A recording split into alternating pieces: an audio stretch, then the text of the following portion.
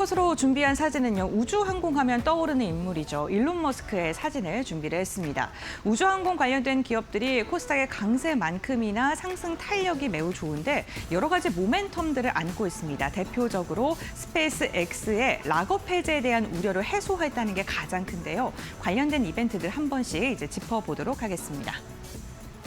스페이스 X가 이틀간 시가총액이 무려 3,270억 달러가 급증을 했습니다. 이제는 공모가를 눈앞에 두면서 이제 투자자들의 우려를 불식시키고 있는 상황인데요.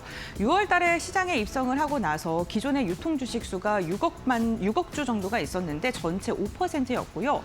지난주에 일부 물량이 해제가 되면서 9억 주가량의 시장에 풀리게 됐습니다. 그러면서 거래 가능 주식이 15억 주가 넘어서면서 2배 이상으로 증가하게 됐는데요. 유통이 되는 주식 수가 많다는 건 시장에서는 이 매물을 소화해야 된다는 부담감으로 이어질 수 있고요. 그렇기 때문에 주가에는 악영향을 미칠 수가 있습니다. 락업 해제 당일에는 그런데 6%가량 상승을 했고 그 다음 거래일에도 15%가량 상승을 하면서 무려 20% 이상의 주가 상승력이 나왔었는데요. 락업 해제의 우려가 있을 당시에만 하더라도 시장에서 조금 주가가 빠진 다음에 반등을 할 것이다라는 그러한 전망들이 우세했었는데 막상 이렇게 락업 해제가 되고 나니까 오히려 조정을 매수의 기회로 삼아야겠다. 오히려 이러한 시장에서 우리가 담아야겠다라고 생각한 투자 심리가 더 크게 확산된 것으로 보입니다. 그러면서 시가총액은 3,270억 달러를 증가하는 게 성공을 했는 게요. 머스크 같은 경우에는 2027년 6월까지 보호 예수를 진행을 하지만 추가적으로 순차적으로 락업 해제 물량은 여전히 좀 남아 있다는 거는 기억을 해주시면 좋을 것 같습니다. 공매도 물량이 2억 주가 넘는 것으로 확인되고 있고요. 유통 주식수 대비 한 16%가량에 해당이 되기 때문에 쇼 커버링에 대한 가능성, 그러니까 주식의 하락에 베팅할 가능성도 커질 수 있다는 점을 좀 기억을 해주시면 좋을 것 같은데 우선 시장에서는 지금 스페이스 X 아직도 좀 주가가 매력적이다라고 생각을 하고 매수세가 들어왔고 관련해서 국내 스페이스 X 투자사들이라던가 우주항공 관련된 기업들의 주가도 오늘 방향성이 매우 긍정적이라는 점도 참고해 주시면 좋겠습니다. 스페이스 X 실적 잘 나왔었는데요. 글로벌 초기 투자자들 역시나 이 스페이스 X의 실적 잘 나온 건 알겠는데 그렇다면 우리가 락업 해제라는 걸 생각해 봤을 때 어느 정도의 주가가 적정 주가고 앞으로 얼마만큼 상승할 것인지에 대해서 의견을 좀 내놨는데 좀 분분하게 엇갈렸습니다.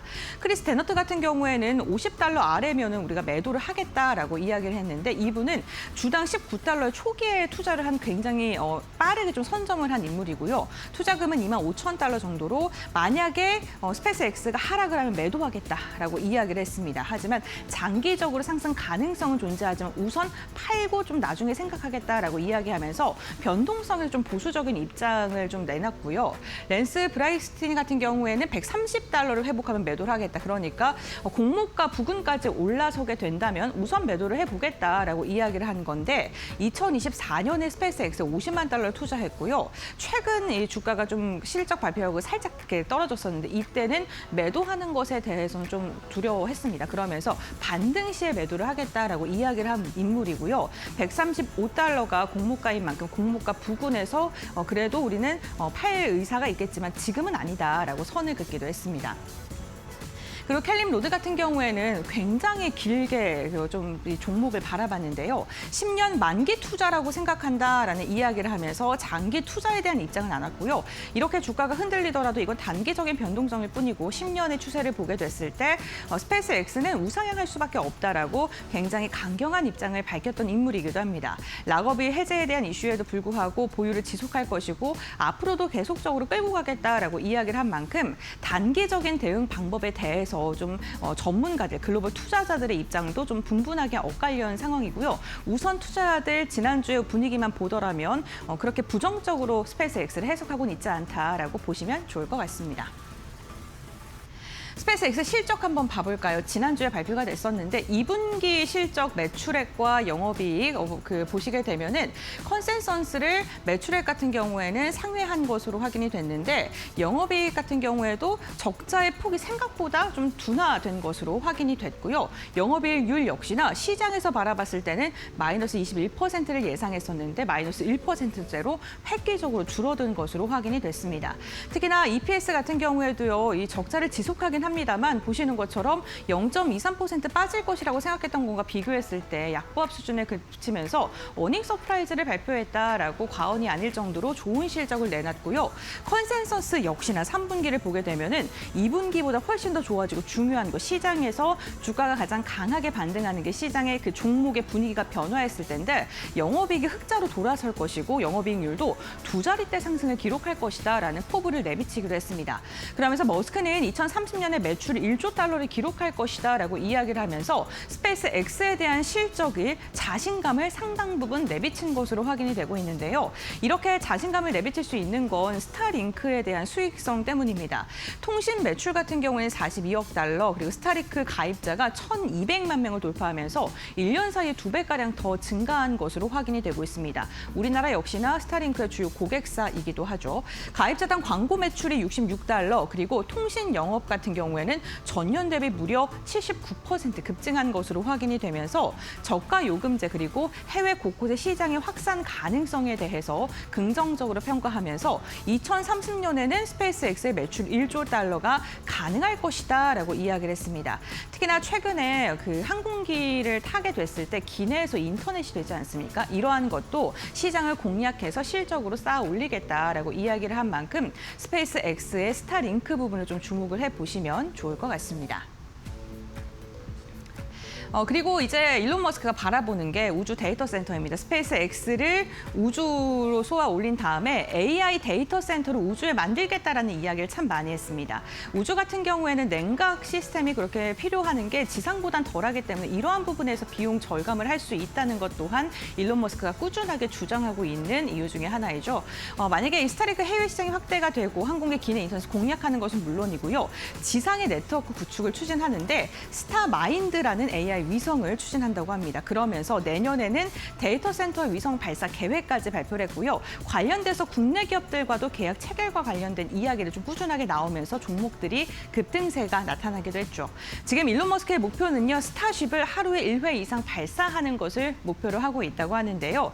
단순하게 우주 발사체를 우주에 쏘아 올려서 달에 착륙하는 것이 아니라 이게 통신 그리고 AI 인프라로 확산되면서 전 세계를 스페이스 X의 나라로 만들겠다. 뭐 이러한 꿈을 좀 해석을 해볼 수 있겠죠.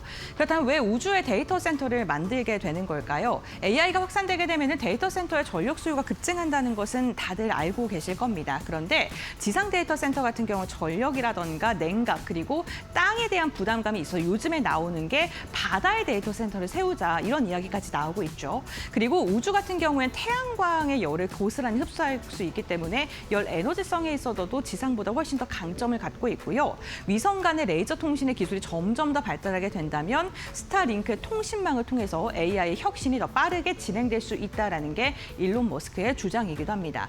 결국에는 발사체를 통해서 위성과 통신을 결합시키고 이게 AI 시장의 생태계에 가장 중요한 역할을 하는 그러한 키포인트가 될 것이다라는 게 일론 머스크의 주장이고요. 시장에서는 이러한 부분을 좀 긍정적으로 해석하고 있고 실질적으로 이걸 행동으로 옮기고 있기 때문에 국내 관련된 투자사들의 분위기도 매우 좋은 것으로 해석되고 있습니다. 여기에다가 우리나라도 제2우주센터를 짓겠다라는 이야기가 오늘도 들려오면서 관련된 기업들의 기대감도 커지고 있죠. 34년까지 제2우주센터를 구축하고요. 7년 동안 진행을 하는 건데 위성 발사 수요가 늘어날 것에 대한 대응이라고 보시면 될 것 같습니다. 신규 발사 시설을 구축하는데 우리나라 역시나 그 스페이스 X와 같이 재사용 발사체와 관련된 기술 개발을 꾸준하게 하고 있는 상황이죠. 비용적으로 획기적인 절감이 가능한 기술입니다. 지금 후보지로 거론되는 게 고흥 과 제주인데 10월에 최종 선정이 될 예정이라고 하고요. 관련된 모멘텀이 오늘 나오면서 이 우주 발사체와 관련된 기업들의 움직임도 매우 좋습니다. 다만 좀 분류해서 봐야 되는 게 스타링크와 관련된 스페이스 X와 관련된 움직임을 갖고 있는 건 투자사들도 있습니다만 제2우주센터와 관련된 거는 우주 발사체 항공과 관련된 기술력을 갖고 있는 기업들이기 때문에 이건 조금 분류해서 봐주시는 게 좋겠습니다. 다음 장 이어서 보겠습니다. 네, 그럼 스페이스X 관련주 어떻게 구분할까요? 우선 투자와 관련돼서 미래에셋투자증권이라든가 이러한 기업들, 지분과 관련돼서 스페이스X의 주가가 상승할 때 같이 움직이는 기업들, 실질적으로 투자했기 때문에 지분 가치의 연동성과 함께 실질적인 수혜가 기대되는 기업들 보셔야 될 것 같고요.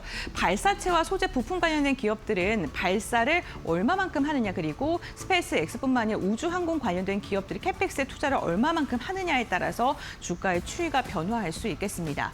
오늘 위성과 위성 부품 관련된 기업들의 움직임도 매우 좋은데요. 위성 발사를 많이 하면 많이 할수록 부품도 많이 사용되겠죠.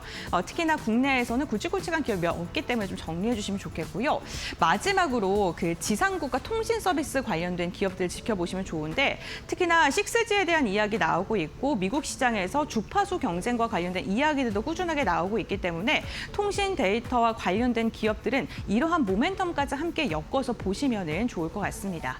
우주항공 관련 기업들의 주가가 고공행진을 하고 있습니다. 특히나 오늘 우주항공뿐만 아니라 전체적인 시장의 분위기가 그동안 상대적으로 덜 올랐던 그러나 실적을 갖고 있고 저평가받았던 그런 종목을 중심으로 섹터 안에서도 선별적인 움직임을 가져가고 있는 시장입니다. 만약에 내가 관심 있는 종목과 섹터군들을 봤을 때 시장 대비 지금 너무 현저하게 저평가되어 있는데 숫자가 잘 찍힌다 하시는 그런 종목을 알고 계시다면 그 종목들은 좀 꾸준하게 좀 체크해 보실 필요가 있을 것 같습니다.